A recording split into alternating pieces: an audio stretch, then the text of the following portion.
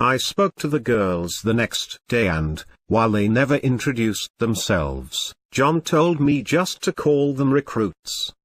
Now, they were supposed to be cohabiting with another two guys. It seemed to be a 1-1 requirement, but somehow we got stuck teaching them how to fix a sprinkler that was spraying water, I swear to God, at least 7 feet in the air. I remember people other than John teaching me some of the basics, so I didn't really consider this all that weird. Had I not been trained to grin and bear it through the day, what with the silence rule extending back to during work hours by that time, I would have complained about having to take on more responsibility. See, one of the pillars of the philosophy was that complaining wasn't going to help anything, and therefore we should just work through and keep those negative feelings to ourselves. Again, that's not something I can say I disagree with to this day. Unfortunately, that was also something that kept me quiet about all the bullshit for so long. Anytime anyone complained, they'd get a kind but firm reminder that we don't complain here. Complaining makes negative energy and negative energy makes unhappy people. Have you ever seen Fight Club? Probably. I watched and read it obsessively after I got out, even though it triggered all sorts of, what the therapist called, PTSD. But anyway, if you've watched it you probably know about the whole $500 personal burial money thing. I learned about that practice from Papa. Hell, maybe he got it from Tyler Durden himself, or maybe he got it from wherever Mr. Durden got it. But either way, he always told us to prepare for our Japanese funeral. He'd laugh too, maybe set a hand on my shoulder and clamp down, my body jerking with each of his laughs. I'd laugh too, because I thought it was funny. It's amazing how easily and how quickly something can change your entire sense of humor, isn't it? You start reading lolcats, you're convinced low-grade humor and pictures of animals are the most hilarious thing on the planet. You join up on Reddit, suddenly you're familiar with all of the jokes and you find them absolutely hilarious. It's conditioning, and I think that's what he was trying to do to us. Death became a joke, rape was the new lolcats, the arson was tricking someone into reading the infamous Doritos story.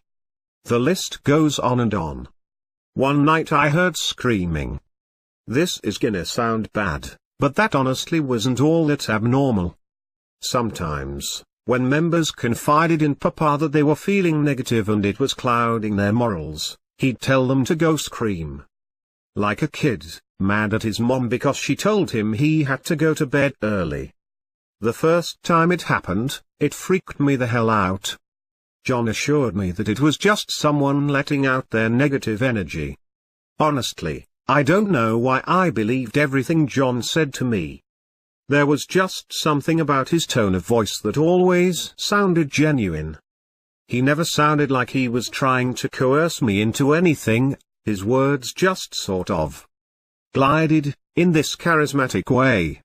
It felt like he really cared about what he was saying, and that he really cared about me. I don't think in the romantic way, but God knows at this point. Anyway, tonight it felt different. John was a heavy sleeper and didn't seem too concerned by the screaming, but I was. Because it wasn't just I'm screaming into a pillow without a pillow, it was bloody murder. One of the girls was missing. Training from Papa told me to keep calm and go back to bed, but my legs were moving anyway. The source of the screaming was the new girl, who'd already been renamed Amy, on the ground with the guy she was cohabiting with. It wasn't exactly difficult to tell that he was trying to skip a few steps and go straight to the intimacy portion.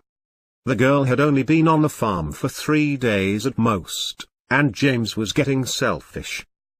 His hand covering her mouth, I watched him. Not out of pleasure, but out of sheer shock. Honestly, I didn't know what to do. After about 10 seconds, she stopped making noise. I don't know if it was resignation or if she passed out, but it didn't take long for him to get up and get his pants back on. Rape was the new lolcats, and I wasn't taking it seriously.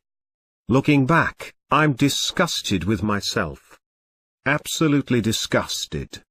You're not going to believe this, I actually went over to her, and I wiped her tears, and I fucking told her it was a good thing that she'd been given a gift. It was all what John told me after we first slept together. This was a good thing, he was whispering, but the genuine tone still shone through. We've been brought together through the work of Father Andrew. He said Father Andrew because I still said Father Andrew. He was allowed to speak to me because after bedtime, the silence rule reset. The next day, things were still filled with tension. Amazingly, I wasn't even sure why. I was actually, legitimately confused about why this girl was upset about being raped. It's conditioning, and he'd succeeded in doing it to me. It was more than a week before anything else happened. I guess it was because Papa was waiting for things to cool down, or maybe for Mary, the other girl, to get a little more brainwashed before the real, terrible shit started happening.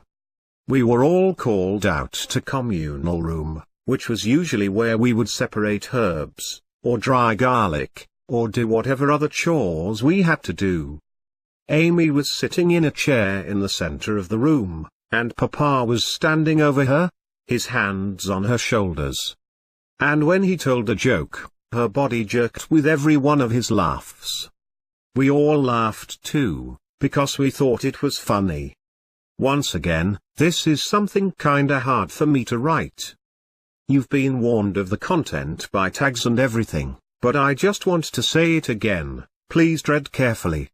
This is real life, disturbing shit. I remember what he said, because I remember that even with all of his conditioning, it freaked me out. Dear Amy, he always said dear before he referred to someone, has been having some trouble with negativity in the last few days. This is a normal part of transitioning to being a member of our little community, but she's come to me and told me her concerns. This is something to respect, my friends, this is true devotion to the cause.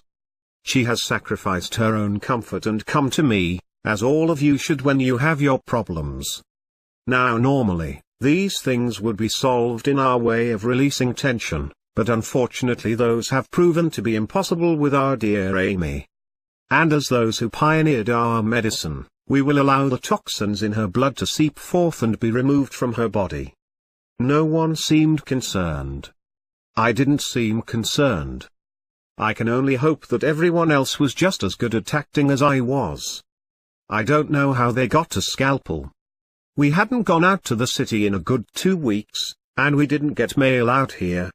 I don't know if it was sterilized. It looked clean enough, but I don't know. It was her partner, the one she was cohabiting with, that did it. Papa held his hand over her mouth so she wouldn't keep spreading her negativity to the rest of us, and James cut her arm open. Our dear Amy is strong, I heard Papa say. She will make it through this hardship, and she will thank us in the end. We were all told to leave after he cut her, and it was evidently more blood bonding time for the cohabiting couple. I don't know if that meant sex or if that meant literal mixing of blood, but at this point, I don't really want to know.